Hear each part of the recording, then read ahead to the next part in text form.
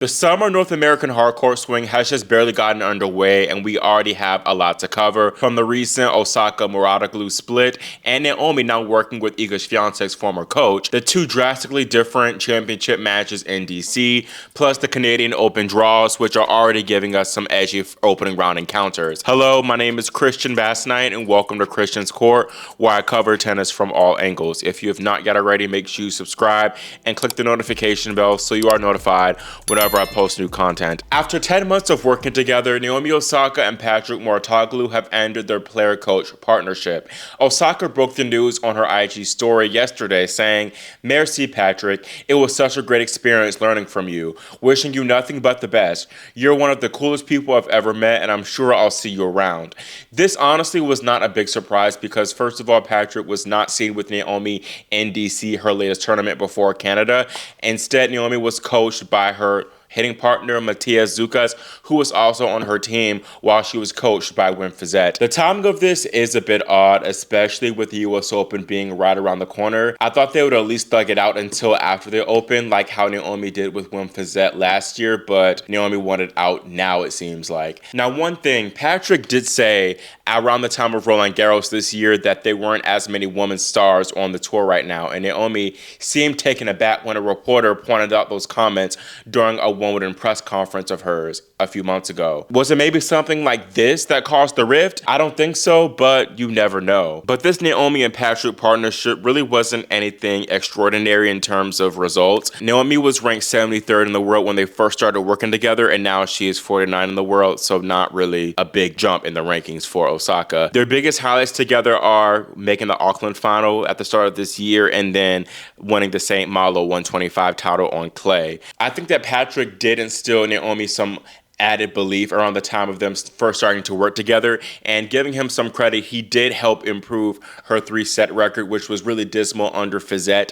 He improved that at least for the first few tournaments of them working together, so props for that. But still, no slam second week. She has not made a slam second week since the 2021 Australian Open. She did come close at Wimbledon, though, nearly losing in the third round to Anastasia Pavlyuchenkova, but it just wasn't enough. And I did notice some changes in Naomi's game in their very first tournament together in Beijing of last year, as Osaka started to come to the net a little bit more, and it was incorporating a little bit of slices. And I noticed that during the clay swing especially, her rally tolerance improved a lot. But then when we got to grass, I mean, I obviously know that grass, you have to bring a different type of game, a more aggressive game, but it was just really wild. And the same could be said for her DC form. I don't know if Patrick was coaching her during DC, but her form in DC was honestly very erratic, and it was nothing like we saw in Beijing from last year when Naomi was playing more within herself. A few people think this whole Osaka-Mouratoglou split is a sign that the end is near for Osaka, and I wouldn't be surprised if that was the case, to be honest, especially if she does not do too much for the rest of this summer hardcourt swing. A lot of people wondered who Naomi's replacement coach would be. Definitely was not going to be Sasha Bayan, because Bayan, of course, he is working with Dona Vekic at the moment. Goran Ivanisevic, he did just split with Stefano Tsitsipas, but one of my mutuals on Twitter, Shank, said that Goran would make Naomi put baby Shy up for adoption with how strict he is, so don't know if they were the best, if that would be the best fit for Naomi. But it seems like Tomasz Wiktorowski, who coached Iga Swiatek to 4 slams, might be the new replacement. Courtney Nguyen, who formerly worked for the WTA, reached out to Osaka's agent, Stuart Dugai, who confirmed that Wiktorowski is on his way to Montreal for a meeting and a trial period at this week's Montreal Canadian Open tournament. Wiktorowski initially worked with Aga Radwanska before coaching Iga Swiatek, another Polish player, to 4 slams between 2022 and 2024. Tomasz and Iga split after the US Open last year before Iga hired Wim Fizet, who was Naomi Osaka's former coach. We really need some fresh-faced coaches in the mix because the same old names keep circulating again and again and again, they keep passing around each other time after time. But anyways, I'm not going to give too many thoughts on this. I think that Tomasz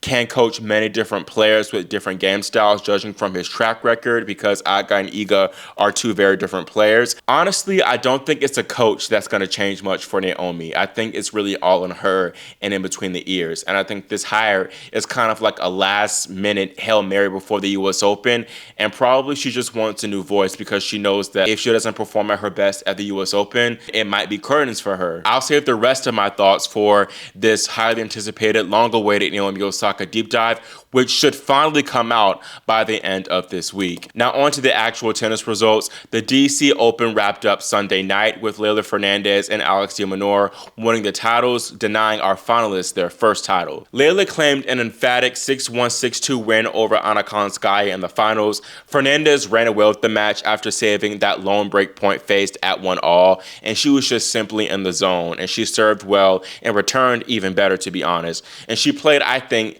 perhaps a bit better than her 2021 U.S. Open Finals run. She got some great wins this week as well, beating the top seed Jessica Pegula in the second round, and then she defeated Elena Rybakina in the semifinals. That was a really impressive win because Fernandez was serving down love 40 when she was down 1-3 in the second set. And then Rybakina was 2 points away from the win at 5-3. She had a 15-30 look, and she served for the match at 5-4, but was unable to close. Tangent, I think Rybakina just might be cooked mentally. I really don't know. She keeps getting handed these tough losses that she really should have won, but anywho, congrats to Leylah. It's really great to see her back and doing big things, and we have been waiting for a long time for her to do something like this. And this is the fourth title of her career, her biggest title of her career, and she now is back inside the top 25 at 24 in the rankings. Also, shout out to my friend Harrison, who was her hitting partner throughout the week. He played a good role. It's nice to see him doing big things and helping Leylah win this title. So again, shout out to you, Harrison, if you're watching this. Now, the men's final was completely different in DC, and it was a 3-hour plus thriller that went the way again of de Minaur, who defeated Alejandro Davidovich Fokina 5-7, 6-1, 7-6. The big story heading into this final was whether Davidovich Fokina could get it over the hump and finally win his maiden ATP Tour title. He had lost his 3 previous finals, including a heartbreaking one in the finals of Delray Beach in February, where he led Mirek Kecmanovic 5-2 in the deciding set, and he had 2 championship points, narrowly missing out on his first championship point with a forehand going wide before losing the final 5 games. This time, he not only led de Minaur 1-4 love 30 in the third set, but he served for the match at 5-3 and had 30 love at this 5-3 game, but got broken. Then Alejandro held 3 match points when Demon was serving to stay in the match at 5-4, and this was a 14.5-minute long epic game. There was really nothing much that Alejandro did wrong in his match points. To be honest, Alex played 3 just unbelievably clutch points to save them all, especially that last match point save. I thought for sure that backhand lob sailed wide for Alex, but just wow, no words, incredible. What an incredible match, and credit to both guys for putting on just a true show. It was an epic final. I think it'll end up being top 5 or at least top 10 match of the year for sure. If you missed it, I suggest you go back and watch it because it was quite something. Davidovich Fokina, he will be crushed, of course, but at least he accomplished one of his main goals for the year in cracking the top 20. He's now at a career high of number 19 in the world, and he got back-to-back top 10 wins in DC over Americans, the top 2 ranked Americans on U.S. soil nonetheless. So great effort from him. I do think he's way too talented of a player to not hold a title, and right now he is the highest ranked man to not have one. He's 26 years old, so he has some time, but I think it'll be harder for him the next time he's in this position because now he has even more scar tissue and it's even a bigger monkey to get off his back. Thoughts and prayers to him the next time he's in an ATP Tour final, but I do think he will get over the hump eventually. But nonetheless, congratulations to Alex. Congratulations are also in order for Taylor Townsend, who is officially the new world number 1 in doubles. Taylor achieved the feat en route to winning the DC City Open title, and she won it for a second year in a row this year, this time partnering with Shuai Zhang. Taylor is the 50th woman, 13th American, and first mom to achieve this feat. Townsend first returned to the tour in April 2022 after she gave birth to her son Aiden in March 2021. one. This is such a beautiful story with all the adversity Taylor has endured over the years, especially from the USTA early on in her career and them trying to stop her bag due to her weight. And she had an equally beautiful moment in the trophy ceremony when reflecting on her journey to the top. I honestly have no words. I'm not going to say that I can't believe it, but it seemed like such a long shot, and we work really hard. Oh my God. It was just a dream of mine. It hasn't really sunk in until just now. It's been a lot of literal blood, sweat, and tears going into this. This is all for you, baby. I love you so much. Shout out to Auntie Zhang too. She told Taylor that whatever you need from me in these next 3 tournaments, I got you, and she helped Taylor get to #1. So I love a good ally. Auntie Zhang is invited to the cookout for sure. We got her a plate on the side. And also props to Taylor as well for making the quarterfinals in DC. She came close to pushing the eventual champion Fernandez to 3 sets. So great to see her doing good things on the singles circuit as well. Now on to Canada and previewing the draw. By the way, we will not have Aryna Sabalenka in action. She decided to take a break, which is much deserved. Qinwen Zhang, she will be out for a long time. She will actually miss the US Open after recently undergoing elbow surgery. Coco Gauff will be our top seed in Montreal. She said that she skipped the DC Open, which she won in 2023 because she wanted a solid training block.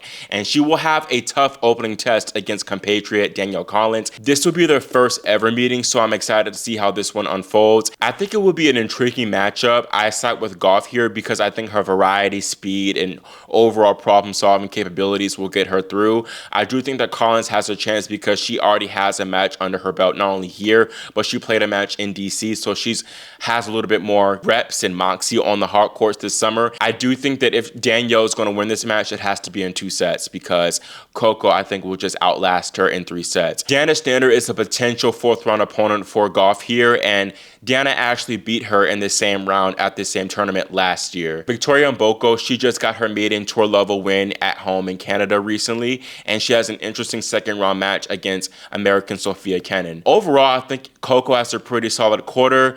The highest-ranked player she'd faced before the semifinals is Jasmine Paolini. The Italian, though, does have a good section here to make a run. I think that Paolini will be Coco's biggest threat here, followed by Ekaterina Alexandrova.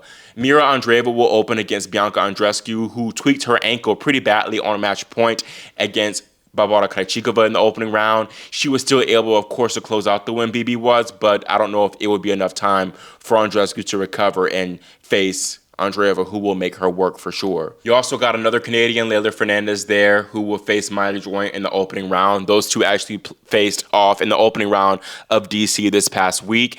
Then in the bottom part, you got the seeds Marta Kostyuk and Daria Kasatkina. Not really expecting much from either of those two women, especially Kostyuk, who is riding a 6-match losing streak. Plus, Marta has a tough opening match against Marketa Vondrousova, who got a 3-set win over Alex Ayala. Then you got Elena Rybakina, who will take on Haley Baptiste. That's an intriguing 2nd-round matchup. You also have some tough cookies in Linda Noskova.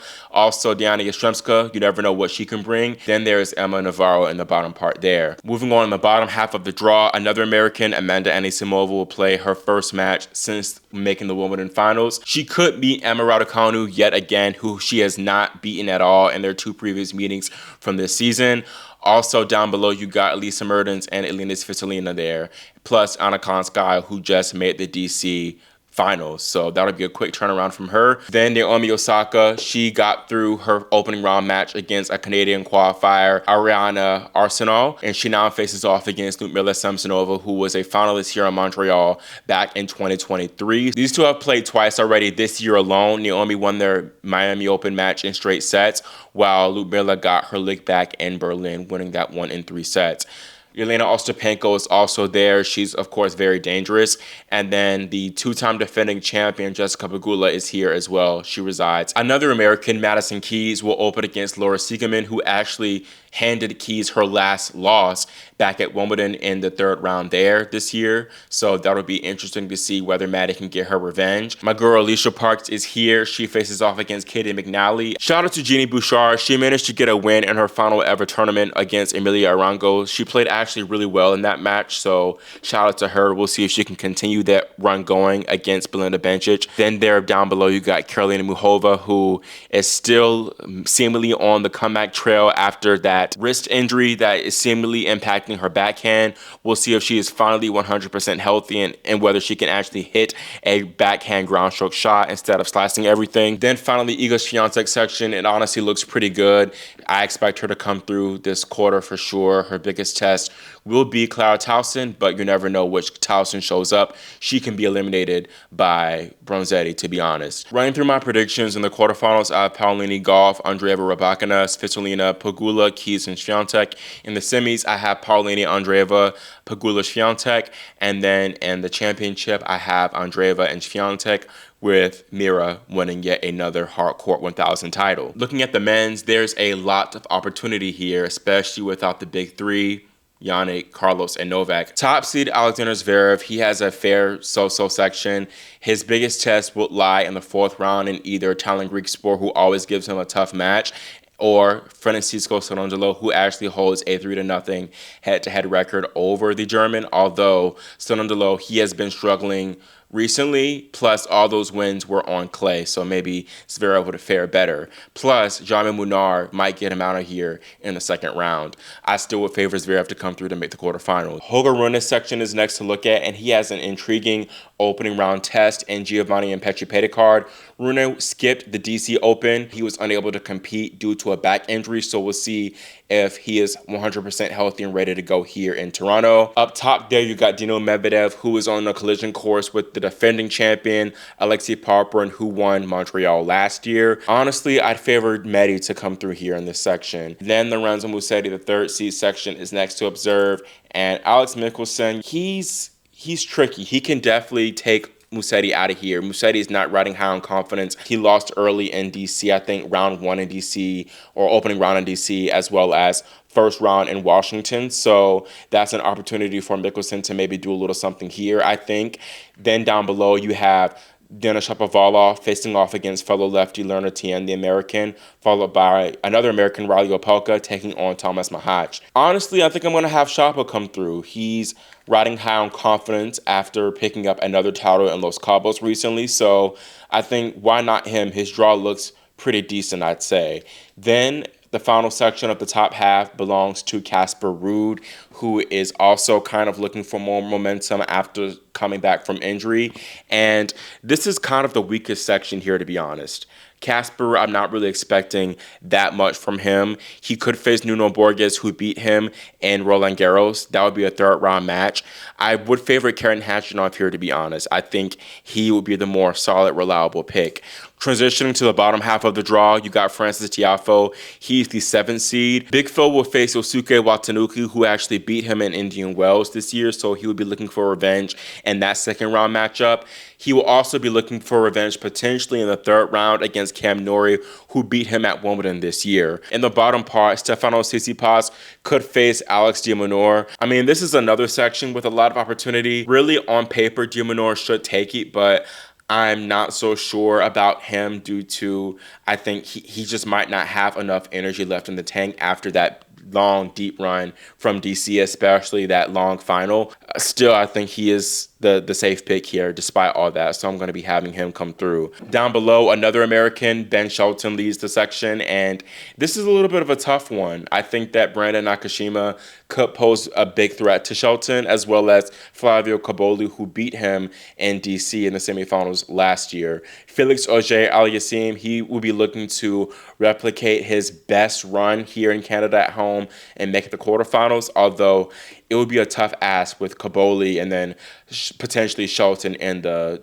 fourth round, so I don't know if I see it for him. But Felix is coming into Toronto high on confidence himself after helping Canada win the Hopman Cup, so you never know. I think it's going to be between Cobolli or Shelton for me, and I guess I'll go with Shelton here to take this section. Last year's finalist, Andrei Rublev, is the 6th seed, and really down below is the more interesting part, as you have a potential third round meeting between Alejandro Davidovich Fokina and Jakub Mędzyk. I would favor Mędzyk to not only come through that one, but also to win this entire section. Simple as that. Then, last but not least, Taylor Fritz anchors the last section of the draw. And up top, we have the return of Artur Fils, who will be playing his first tournament since Roland Garros, as he was dealing with a back problem. So great to see him back in action. He will open against Pablo Carreño Busta, a former champion from 2022. This is a tough little section because you not only have Fils, but you also have Yuri Lehechka and then Gabriel Diallo, very talented Canadian who actually pushed Fritz to 5 sets at Wimbledon. And then, you have Fritz, of course, himself too. I will go on the safe side and pick Fritz to come through, but I wouldn't be shocked at all if any of the seeds got him out of here in this section. Giving y'all my brief predictions for the men's, I have Zverev, Khachanov in the semis, followed by Shelton and Fritz. And then I have Zverev and Fritz, with once again Fritz beating the German to claim a second 1,000 title. That is all I have for this video. Let me know all your thoughts on what I covered from Naomi's split from Patrick, and whether you think that her new potential partnership with Tomasz Wiktorowski will actually yield great results for her. Also, drop your predictions for Canada and who you think will be our champions. Again, make sure you all subscribe and click the notification bell so you are notified whenever I post more updates throughout this Canadian Open. Thank you all so much for watching and for your support, and I will see you all next time here on Christian's Court.